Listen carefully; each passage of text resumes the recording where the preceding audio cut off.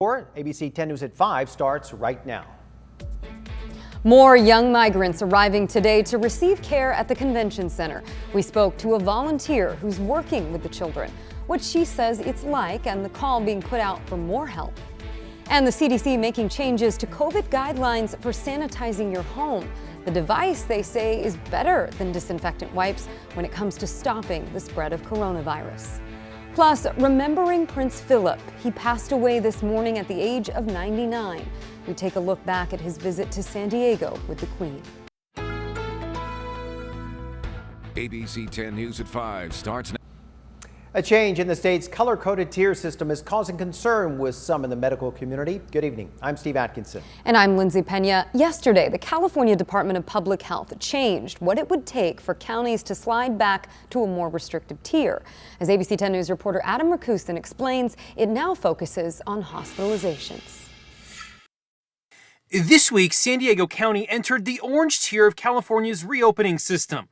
It allows the county's businesses to reopen with larger capacities than in the purple and red tiers. I really support us using common sense measures and not having the government mandating us to stay home when we have so much good decrease in the pandemic. As of Tuesday, the county had reported a case rate of 5.8 per 100,000 residents. To be in the orange tier, San Diego County needed a case rate between 2 and 5.9. We barely snuck in.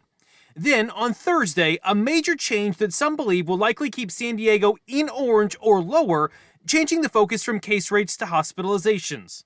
The state announcing unless there are extenuating circumstances, such as low rate of vaccine, a county will only move to a more restrictive tier if hospitalizations are increasing significantly among vulnerable individuals, especially among vaccinated individuals, and both test positivity and adjusted case rates show a concerning increase in transmission.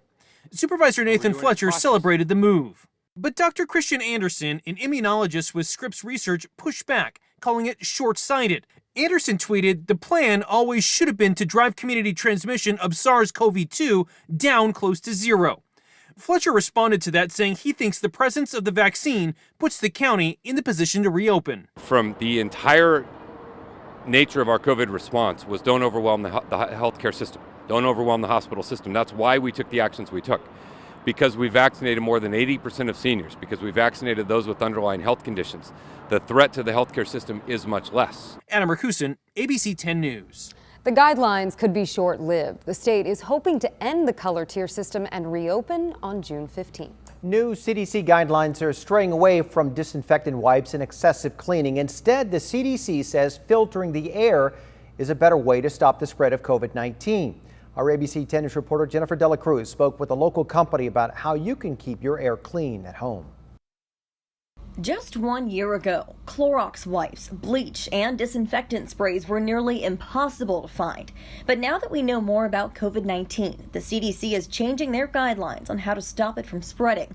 This week, they announced disinfection is likely not needed unless someone tests positive within 24 hours. Instead, they're focusing on avoiding airborne transmission. That's where Jeff Story with air purification comes in. You actually have a blower and a filter that is like a fine mesh that's small enough to stop those particulates from getting through. And that's how it captures the virus. Schools and businesses have spent thousands on updating their HVAC and air filtering systems over the past year.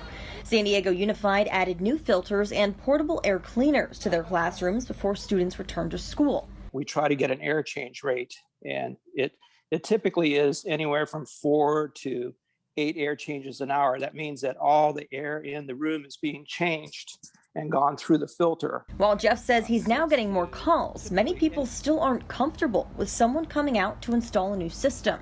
The CDC says particles of the virus can get caught in air filters, so if you're having people over or are in a larger group setting, it's best to turn the fan or auto option on. Story says getting a HEPA air filter is the best thing you can do to protect your home. Anything that you're breathing in, if it's the wrong thing, can have an adverse effect on your health. Jennifer Dela Cruz, ABC 10 News. The CDC also says you should replace your air filter every 3 months to keep those virus particles from recirculating. And you can stay up to date with any developments surrounding the pandemic by downloading our free mobile app. Just go to the App Store and search 10 News. Also tonight, police are warning residents in North Claremont to be on the lookout for an armed man. Now, this all started around noon today in the 5500 block of Lodi Street. A woman called police to report her son, saying that he attacked her in their home. When police arrived, the son ran into a cave located in the canyon behind their house, possibly with a gun. Police waited nearly 3 hours for him to surrender, but he never came out. Officers have since left the scene, but they do say they expect the suspect to come out on his own. More migrant children arrived in San Diego today to stay at the convention center. To make room for them, about 300 teenagers had to be relocated to Texas. The convention center is being used to house unaccompanied minors who are trying to seek asylum, and there is a call for more volunteers to help out at that site. We'll get to that in a moment, but we begin our team coverage with ABC 10 News reporter Mimi Okala, who is live outside the convention center. Mimi. Hi, Lindsay. Yeah, a spokesperson for HHS tells us there are about 37 children that arrived here at the convention center, and approximately 222 more will be arriving into the night. The San Diego Convention Center made room for about 300 young migrant children ages 5 to 12 seeking asylum in the U.S. A total of about 259 are expected to be in San Diego by the end of the day Friday. The U.S. Department of Health and Human Services asked for San Diego County's cooperation, saying the convention site, already set up to accommodate migrant minors, was suitable for these young kids. They said, hey, can we move some of the older to a facility for older kids and bring some of the younger ones here?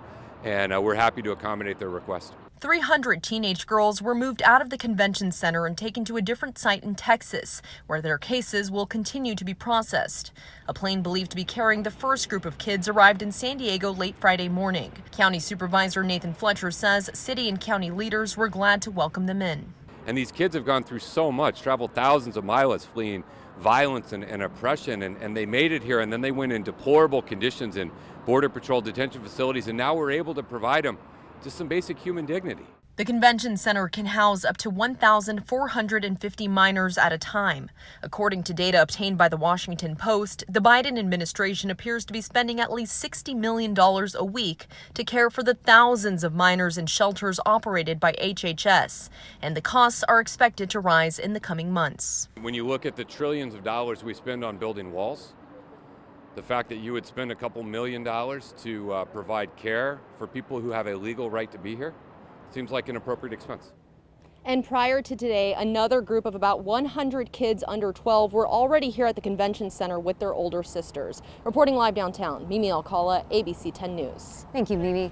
It takes a village of volunteers to care for the children at the convention center. ABC 10 News reporter Cassie Carlisle spoke with a volunteer who tells us what it's like working with the kids inside and how they need a tremendous amount of help. Volunteer Lolita Pelos has been working with the children seeking asylum in the convention center since they arrived late March. I was compelled to help them in any way that I could. She started off walking the teens through the halls to doctor's appointments. Now my role has turned into more of a camp counselor. So we want to do fun things with them, to bring them, to let them be kids again. She downloaded Spanish yoga sessions from YouTube so she can start leading class in 2 Sundays, hopes to host an art class and get the kids Spanish-English flashcards and maps. They want to learn about where they are and where they're going. And so that to me says a lot about their character. A character holding strong after facing unknown trauma to get here.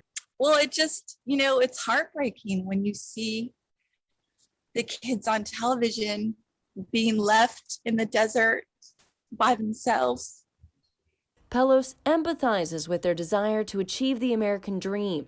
Her father came to the U.S. from the Philippines and enlisted in the Navy with the same goal. It's very near and dear to my heart. Pelos hopes more San Diegans will step up to help. They're looking for 100 people per day to volunteer, bringing a little joy and comfort to children in need. Cassie Carlisle, ABC 10 News. Promises to Kids needs a lot of donations, from toiletries to toys. You can head to our website, 10news.com, for a list and how you can help. The first GOP member of Congress is calling on Florida Representative Matt Gaetz to step down. Illinois Representative Adam Kinzinger tweeted last night saying Gaetz needs to resign. This comes just hours after the House Ethics Committee opened an investigation on Gaetz. The Florida Republican is being investigated for allegations of having sex with a 17-year-old girl. The Justice Department is also looking at whether he participated in sex trafficking underage girls. Gaetz has not been charged with a crime and denies any wrongdoing. Britain's Prince Philip has died. The 99-year-old passed away at Windsor Castle this morning following a recent stay in the hospital. ABC's Julia McFarland has more from London.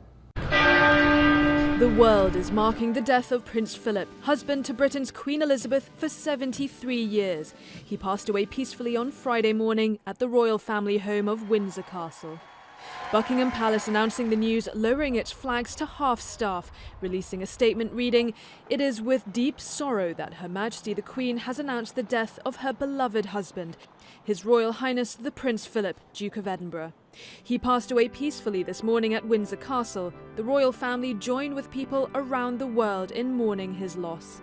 A statement from President Biden paid tribute to his life of duty. From his service during World War II to his 73 years alongside the Queen and his entire life in the public eye, Prince Philip gladly dedicated himself to the people of the UK, the Commonwealth, and to his family. Philip's death coming after a period of turbulence in the family following his grandson Prince Harry's exit from royal life and a bombshell interview with wife Meghan to Oprah Winfrey. Friday, a muted reaction from the Sussexes website, reading simply, "Thank you for your service. You will be greatly missed." After decades of duty, Philip retired from public life at the age of 96. That duty reflected in the tributes now pouring in, not just across Britain, but from around the world and the Commonwealth. His support and dedication to his wife, the Queen, being credited as the source of her strength, according to those who knew him best. Well, I mean, the interesting thing about him, the best way I can think of putting it is that he wore the trousers in the family in order that the Queen could wear the crown. He was there to deal with all the family stuff in order that she could be the monarch. Now begins an official period of mourning for 30 days for the royal family. Saturday, gun salutes will sound from land and warships across the UK and beyond to mark his passing. Queen Elizabeth called him her rock. She will now reign alone. Well, flowers are lining the gates of Buckingham Palace in London and Windsor Castle, where Prince Philip is lying in rest. Plans for a royal funeral in Windsor expected to be announced in the coming days. Julia McFarland, ABC News, London. San Diegans are also sharing their memories of Prince Philip from his royal visit here with the Queen back in 1983. Thousands welcomed the royal couple at the Broadway Pier. They went on a tour of the harbor and an aircraft carrier. They also visited the San Diego Zoo and the Scripps Institution of Oceanography. He was very engaged and very interested in animals, but especially why these seals can dive so deep. I liked him. I thought he was a pretty down-to-earth person. Later that day, the couple also met local leaders and state leaders, including a dinner and reception on the royal yacht. The next morning, they attended morning prayer at St. Paul's Cathedral in Bankers Hill. And the music world also lost a hip-hop icon today. Rapper DMX is dead. He was just 50 years old. The Grammy-nominated artist was known for hits such as Rough Riders Anthem. DMX is the only rapper to have his first 5 albums consecutively debut at #1 on the Billboard charts. On Friday, he was rushed to a New York hospital after suffering cardiac arrest. He was on life support for a few days. DMX died with his family by his side.